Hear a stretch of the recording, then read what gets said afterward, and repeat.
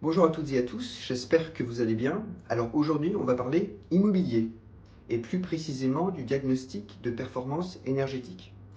Alors c'est vrai qu'on en parle beaucoup en ce moment, mais je me suis rendu compte en discutant autour de moi qu'il y avait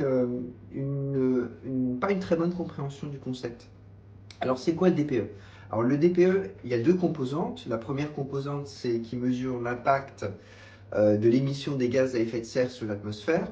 Et le deuxième, c'est la consommation énergétique. Donc il y a donc deux notes qui sont attribuées sous forme de lettres. Donc c'est un peu comme le Nutri-Score, mais pour la maison. Alors ces lettres vont de A à G.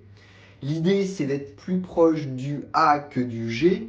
Et d'ailleurs, en aparté, aux yeux de la loi, les logements qui sont classés F et G sont considérés comme des passoires thermiques. Et il y a beaucoup de personnes qui pensent que la note dépend du montant de la facture énergétique. Alors, c'est plus vraiment le cas parce qu'en fait, cette méthode dépend beaucoup de la manière dont la personne chauffe chez elle. Une personne frileuse ne va pas chauffer son appartement de la même manière qu'une personne qui ne l'est pas. Donc, elle a été remplacée par une technique qui s'appelle la méthode 3CL. Bon, à la limite, on s'en fout un peu du nom. Mais l'objectif, c'est de produire des résultats qui soient à la fois fiables, standardisés, comparables et qui ne dépendent pas de l'occupant.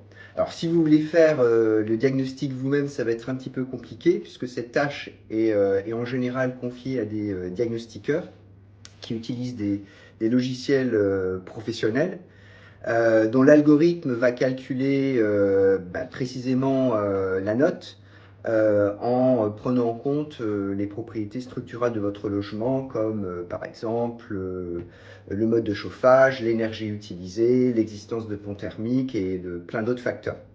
Alors le système n'est pas parfait, et personne ne prétend qu'il l'est. D'ailleurs, on en a parlé récemment avec la réévaluation des notes d'une centaine de milliers de petits logements. Mais aujourd'hui, c'est ce qui se fait de mieux.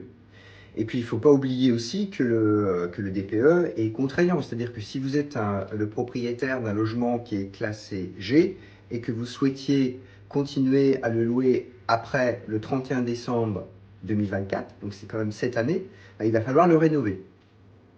Alors, ce qui m'étonne au fond, c'est qu'il reste toujours des propriétaires qui ne s'intéressent pas à la performance énergétique de leur logement, y compris des propriétaires bailleurs. Alors c'est quand même un peu embêtant parce qu'on a vu tout à l'heure que le DPE était contraignant, mais c'est aussi dommage parce que le diagnostiqueur ne se contente pas de mettre une note. Il donne des conseils sur les travaux à effectuer, éventuellement donne des indications sur leurs coûts. Alors pourquoi s'en priver? Alors si vous avez des questions, si vous avez des commentaires, n'hésitez pas à m'en faire part et je vous dis à bientôt.